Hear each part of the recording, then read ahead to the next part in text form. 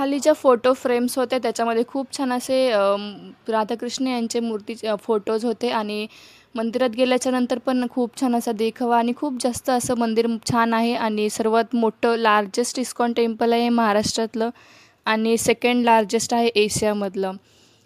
तर गेल्याच्यानंतर खूप जास्त गर्दी होती, पण हे तुम्ही बघू शकता खूप छान असं मनमोहक देखावा आहे आणि राधाकृष्ण यांच्या मूर्तीला बघून डोळ्यात पाणी येतं. एवढं छान जर भक्ती मनात प्युअर भक्ती असेल ना, तर ते आपोआप घडून जातं.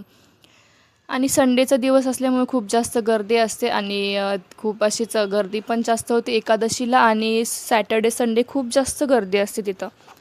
सर्व कृष्ण यांचे सर्व अवतारांचे तिथे छान-छान, छोटे-छोटे असे मंदिर होते. तर इथे कल्की अवतार आहे, जो की आता कल्की घोड्यावर बसून कल्की अवतार येणार आहे आणि त्याच्यानंतर पुढे आम्ही घरी जायला निघालो. तिथे मस्त असं फिश टँक होता आणि जेवण पण बाहेरच करायचा प्लॅन होता.